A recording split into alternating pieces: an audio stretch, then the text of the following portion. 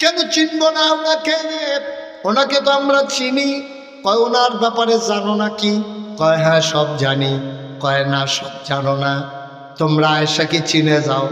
তরকারির ভিতরে লবণটা যেমন দরকারি, মরিচ ছাড়া তরকারি হয় ঝাল হয় না, হলুদ ছাড়া তরকারি হয় রং ধরে না, গরম মশলা ছাড়া তরকারি হয় সুবাস ছড়ায় না, লবণ না দিলে তরকারি যেমন মুখে দেওয়া যায় না, তরকারির ভিতরে লবণটা যেমন দরকারি, ইসলামের ভিতরে তোমাদের আম্মা আয়েশা তেমন দরকারি।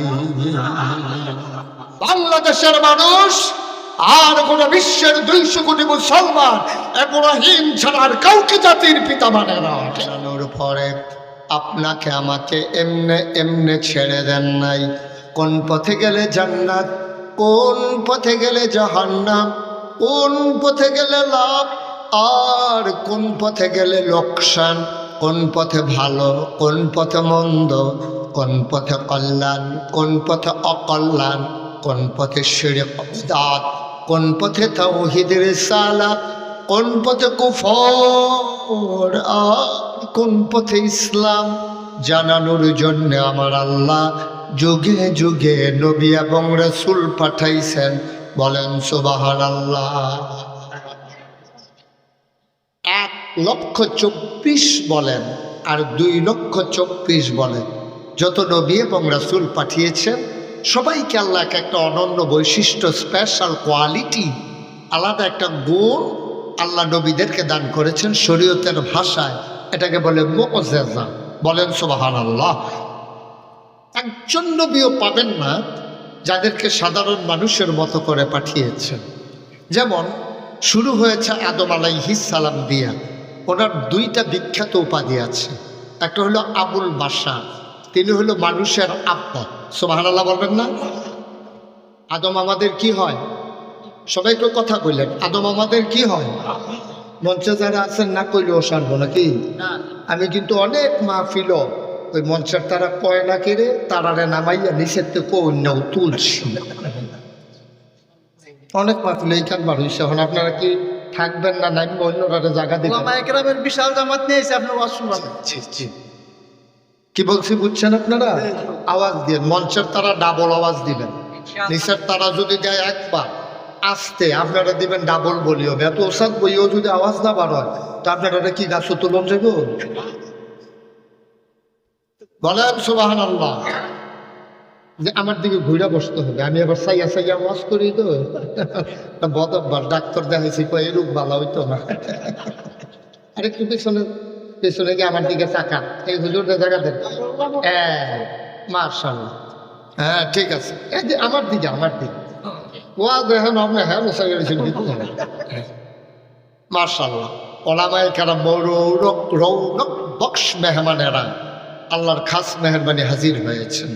আমি প্রাউড ফিল করছি আমার মতো একটা ছোট্ট মানুষ আমার কথা শোনার জন্য ওলামায়ে কেরাম দলবদ্ধভাবে এসেছেন। আমি প্রাউড ফিল করছি, আমি গর্ববোধ করছি। এটাই হচ্ছে ওলামায়ে কেরামদের সম্পর্ক। বলেন আলহামদুলিল্লাহ। আপনারা যত এফেস লাগাইতেন চান, আমরা কিন্তু হ্যাঁ নগিয়ে একখান নই। আমরা আলেম ওলামাদের ভিতরে কোনো বিভেদ ছিল না।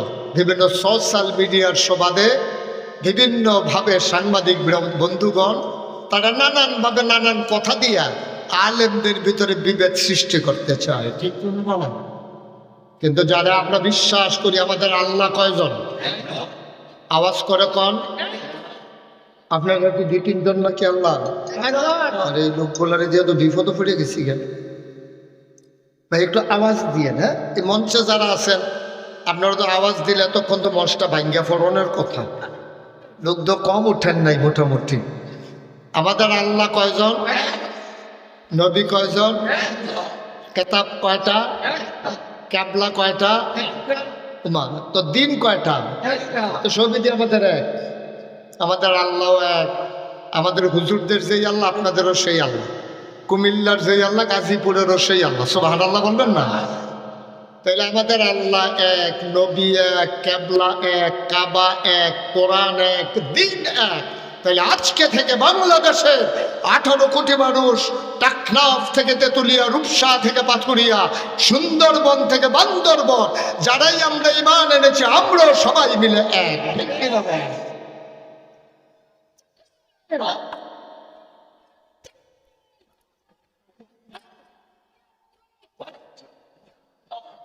এটাই হচ্ছে আজকে বাতিল শক্তির সবচেয়ে বড় মাথা ব্যথা, ঠিক কিনা কন? ওলামায়ে কেরাম যখন এক হয় তখন যে আর তাদের ভাত নাই, এটা তারা ভালোই বুঝে। এই জন্য সবচেয়ে বড় মাথা ব্যথা এখন ওদের কিভাবে নিজেদের ভিতরে ডিভিশন তৈরি করা যায়। এই ডিভিশন তৈরি করার মাধ্যমে কেমন করে শাসন ক্ষমতা পাকাপুক্ত করা যায়। ঘুঘু তুমি বারবার ধান খেয়েছো, এবার আর সেই সুযোগ দেওয়া হবে ইনশাআল্লাহ। আপনারা আলেমুল আমাদের সাথে আছেন না?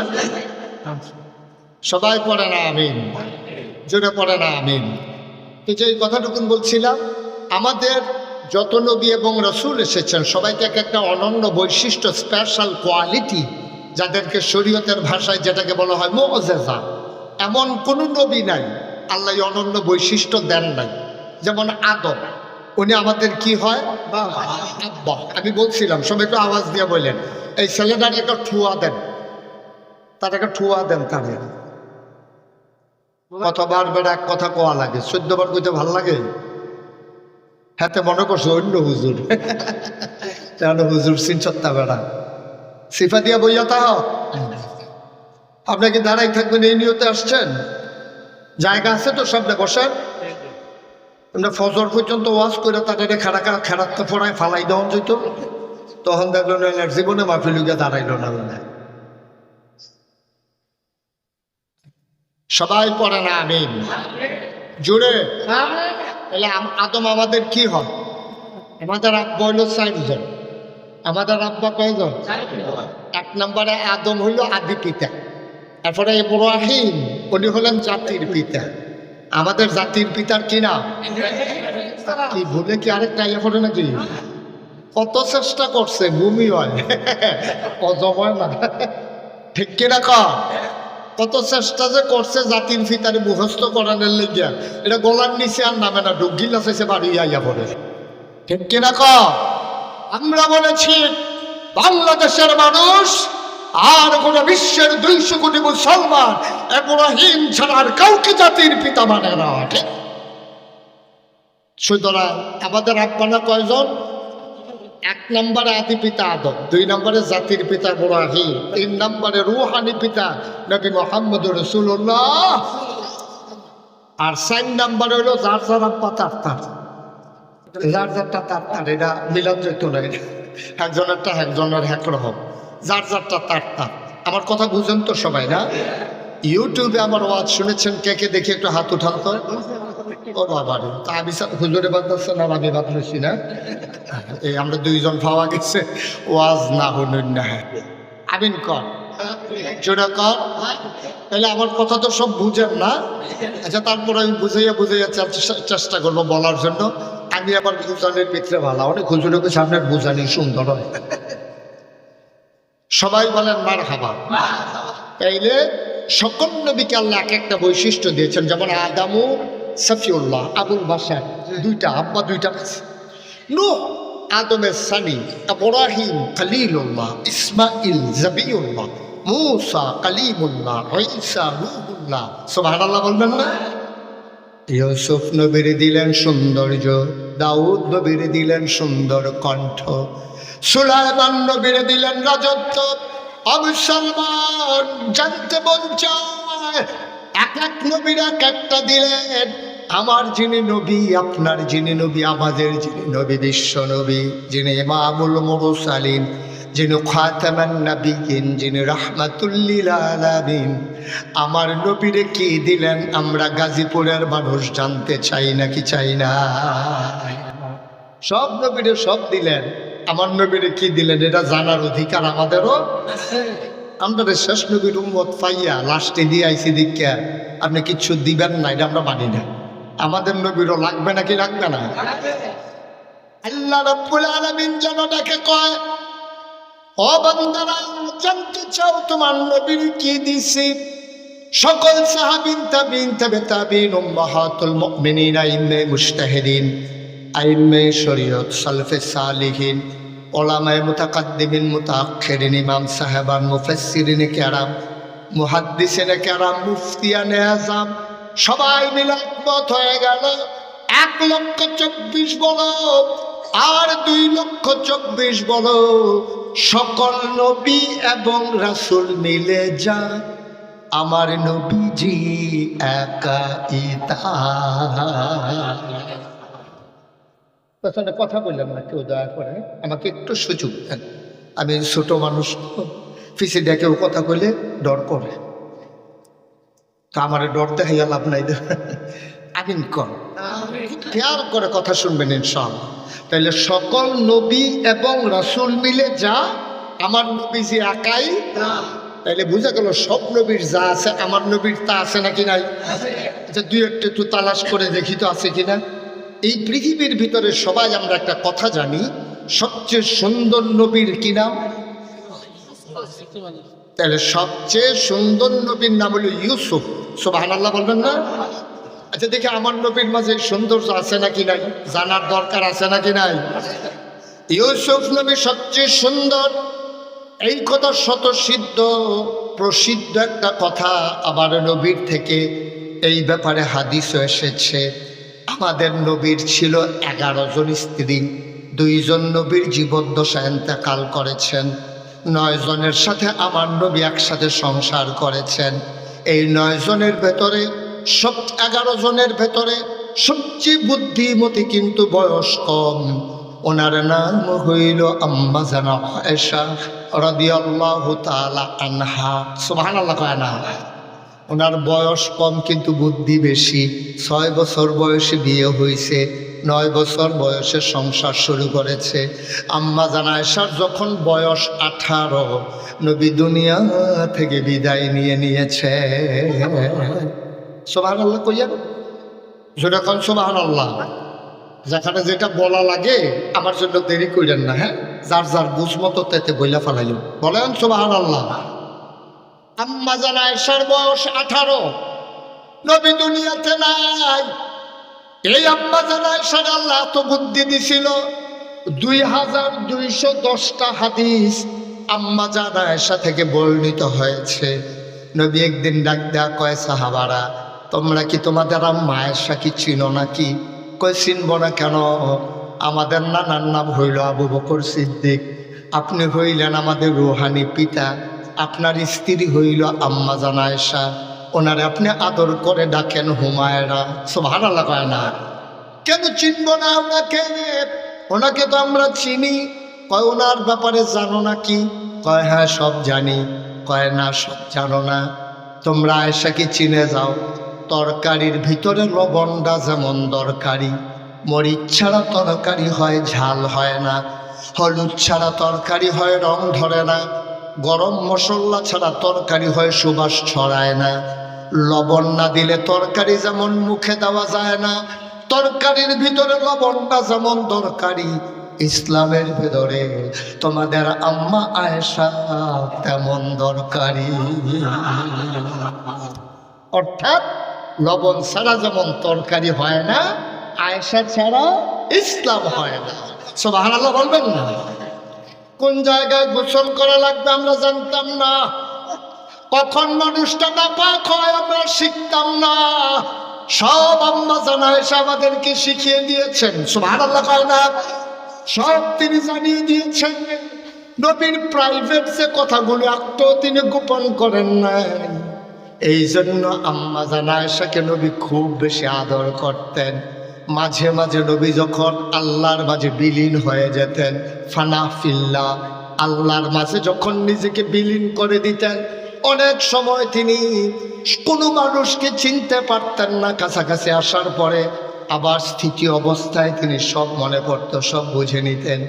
এশার নামাজের পরে আম্মা জানা আয়েশার ঘরের দরজায় এসে দাঁড়ালেন, আসসালামু আলাইকুম ওয়া রাহমাতুল্লাহ বলে দরজায় সালাম দিলেন।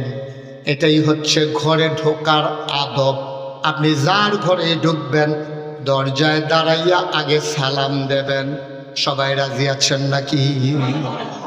বাড়িতে নিজের ঘরে ঢোকার সময়ও সালাম দেবেন।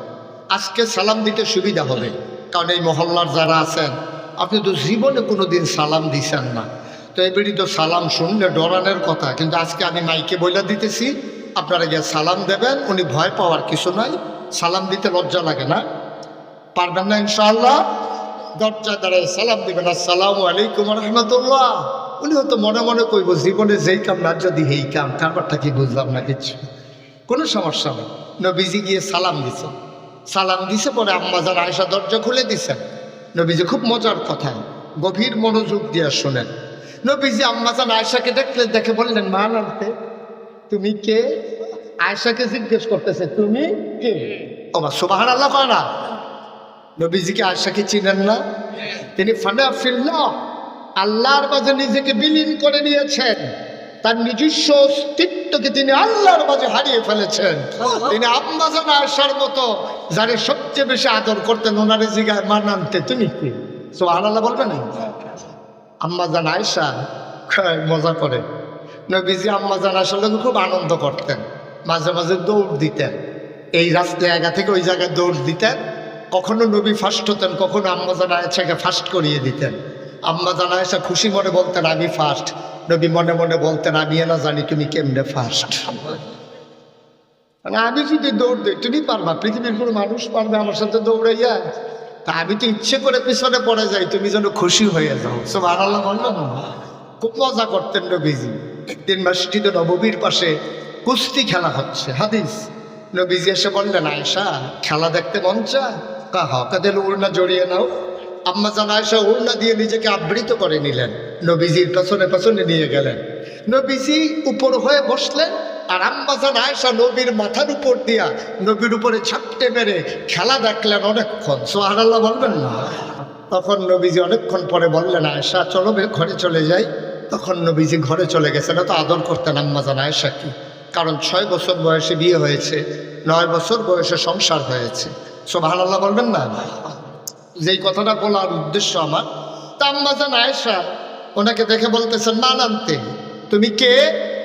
আম্মাজান আয়েশা মজা করেন, তা আমি মজা পারি না? আপনি যেমন পারেন আমিও তো পারি। ভাই এদিকে এদিকে, এটা না কথা হইলো, আমরা ভিতরে একটা চুক্তি হইলো যে আমরা একজন আরেকজনের দিকে চাইয়া থাকবো, আপনি দুই দিকে চাইয়া দিচ্ছেন। আমিন কম। তার নবী যখন বললেন তুমি কে, আম্মাজান আয়েশা কয় দেখি আমিও মজা করি। আম্মাজান আয়েশা বললে আনা আয়েশা, আমি আয়েশা। আয়েশা কু? আয়েশা চিনেন না? আয়েশা হচ্ছে আবু বকরের কন্যা। সুবহানাল্লাহ বলবেন না? কি মজা চলতে আছে দেখেন। আয়েশা হলো আবু বকরের কন্যা। আবার আল্লাহর নবী কয় কোন আবু বকর? আর আয়েশার কি কোনো নাম আছে নাকি? আয়েশা হইল আপনার আদরের হুমায়রা। নবীজি আদর করে হুমায়রা ডাকতেন, লাল সুন্দরী। এমনি আম্মাজান আয়েশা সুন্দরী ছিলেন, আবার নবী ডাকতেন আমার হুমায়রা, আমার হুমায়রা। নবীজিকে আম্মাজান আয়েশা বলে আপনার হুমায়রা হইল আয়েশা। আয়েশাকে আবু বকরের কন্যা। আবু বকরকে? আবু বকর মুহাম্মদের সাহাবা। মোহাম্মদকে? সুবহানাল্লাহ কয় না? আম্মাজান আয়েশা বুঝে ফেলছেন নবী আর এখন নিজের মাঝে নাই, আর আগানো ঠিক হবে না। আম্মাজান আয়েশা চুপ মেরে ঘরের কোনায় বসে আছেন, নবীজিও বসে আছেন। কিছুক্ষণ পরে নবীজি ডাক দেয়, আয়েশা। আয়েশা চুপ মেরে আছে, কথা কয় না। আমার হুমায়রা। আবার আম্মাজান আয়েশা কয় হুমায়রাকে? হুমায়রা আমার আয়েশা। আয়েশাকে? আয়েশা হইল আবু বকরের কন্যা। আবু বকরকে? কয় মুহাম্মদের সাহাবা। কয় মুহাম্মদকে? এবার নবীজি জড়াইয়া ধরে কয় তোমার প্রাণের স্বামী।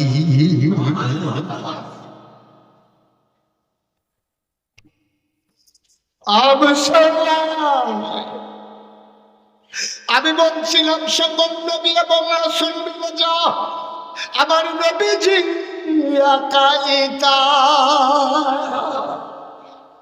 আম্মাজান আয়েশা ঘরের ভিতরে শুয়ে আছেন, প্রচন্ড গরম, ভ্যাপসা গরম।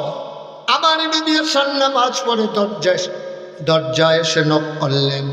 আম্মাজান আয়েশা দরজা খুলে দিলেন। নবী ডাক কয় আয়েশা বড় গরম ঘরের ভেতরে খেজুর পাতার পাটি বিছাও আঙ্গিনায়, দেখি একটু আরাম করি, মৃদু মন্দ বাতাস আছে। ঘরের সামনে পাটি বিছানো হলো। আম্মা জানায় শাসন পেতে বসলেন, নবীজি কুলের ভিতরে মাথা রাখলেন। আল্লাহর নবী আনন্দে শুয়ে আছেন। আম্মা জানায় এত কাছে পেয়ে কপালের ভিতরে আস্তে করে টিপে দিচ্ছেন, চুলের মাঝে আঙ্গুল দিয়ে বিলি কেটে দিচ্ছেন। নবী আনন্দে চোখ বন্ধ করে আছেন। আম্মা জানায় কয় চতুর্দশী পূর্ণিমার চাঁদ আকাশে হাসে, ফকফকা জ্যোৎস্না মৃদু মন্দ বাতাস, এমন আবহাওয়া, মজার আবহাওয়া পাওয়া যায় না। নবীর সাথে একটু মজা করে কথা কই দেখি। আম্মা জানায় কয় ইয়া রাসূলুল্লাহ, ইয়া হাবিবাল্লাহ, ইউসুফ নবী নাকি খুব সুন্দর। সুবহানাল্লাহ বলবেন না? কয় হ, ইউসুফ নবী তো অনেক সুন্দর। কয় আপনিও তো সুন্দর। কয় সন্দেহ আছে নাকি? কয় না না, ইউসুফও সুন্দর, আপনিও সুন্দর। ইউসুফও নবী, আপনিও নবী, তো সমান সমান হয়ে গেল। আপনি না বলে সেরা নবী। সুবহানাল্লাহ কয় না? তো ইউসুফও সুন্দর, আপনিও সুন্দর। ইউসুফ নবীও নবী, আপনিও নবী, তো পার্থক্য কি? দুইজন তো একই রকম। আবার আল্লাহর নবী মুচকি হাসি দিয়া কয় শুনো শুনো শুনো, ইউসুফও সুন্দর, আমিও সুন্দর। ইউসুফও নবী, আমিও নবী, পার্থক্য হইল আমি হইলাম ইউসুফ নবীর নবী। আমি নবীদেরও নবী।